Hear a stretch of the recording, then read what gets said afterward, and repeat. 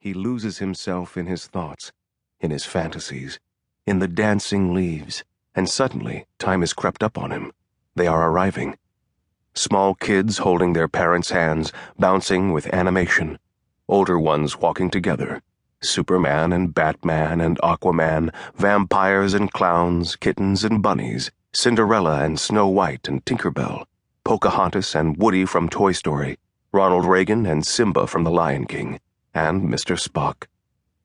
And the oldest ones at the school, the juniors and seniors, a few of them with some obligatory face paint or semblance of costume, but generally too cool to dress up like their younger classmates. Showtime, he says. He heard that word in a cable movie he wasn't supposed to watch and thought it sounded cool.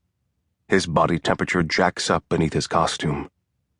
Showtime, he says again as he raises his rifle, but this time he finds his voice, strong and confident, and then everything changes, like the flip of a switch inside him. A sense of calm sweeps through him, itself exhilarating. Look at him. Look at him patiently walking out from the tree cover, rifle raised, aiming and firing and clicking in the next round, aiming and firing and clicking. Aim, fire, click, while he walks toward the unsuspecting masses. The pop of the rifle, with each pull of the trigger, is the most invigorating sensation he's ever felt. Jimmy Traeger howls in a combination of pain and surprise as his back arches and he staggers to the ground. Roger Ackerman, that asshole, clutches his arm and tries to run but stumbles into the leaves.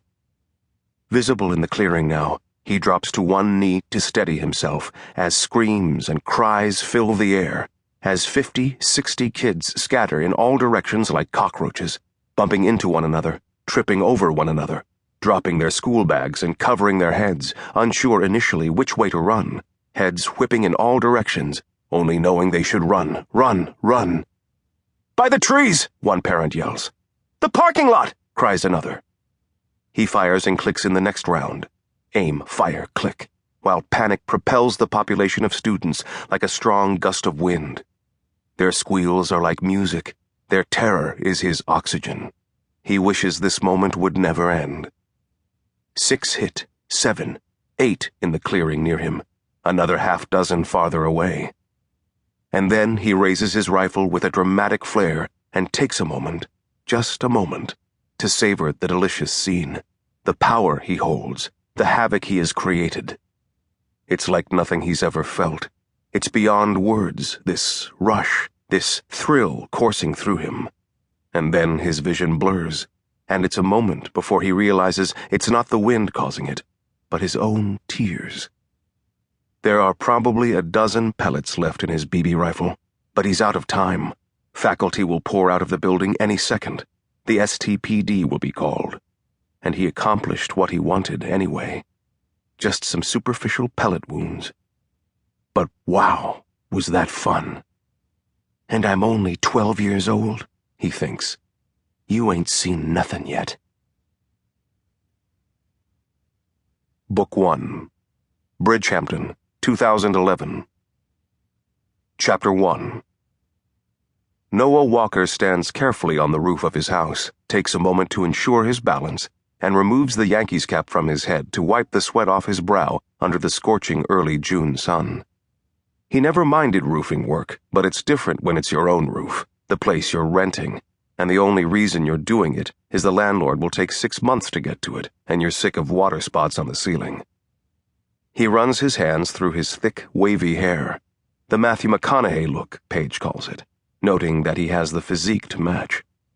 He's heard that comparison for years and never thought much of it. He never thought much of what anyone thought or said about him. If he did, he sure as hell wouldn't still be living in the Hamptons. He hears the crunch of car tires down the road, the hum of a powerful, well-maintained engine. The unpaved roads just off Sag Harbor Turnpike are uneven at best, sometimes bumpy and other times outright treacherous. Not like the roads by the ocean, by the 40,000-square-foot mansions where the elite like to summer. Not that he should bitch too much about the blue bloods. He makes twice as much from May to August doing their bidding as he does the rest of the year combined. He fixes what they need fixed. He digs what they need dug.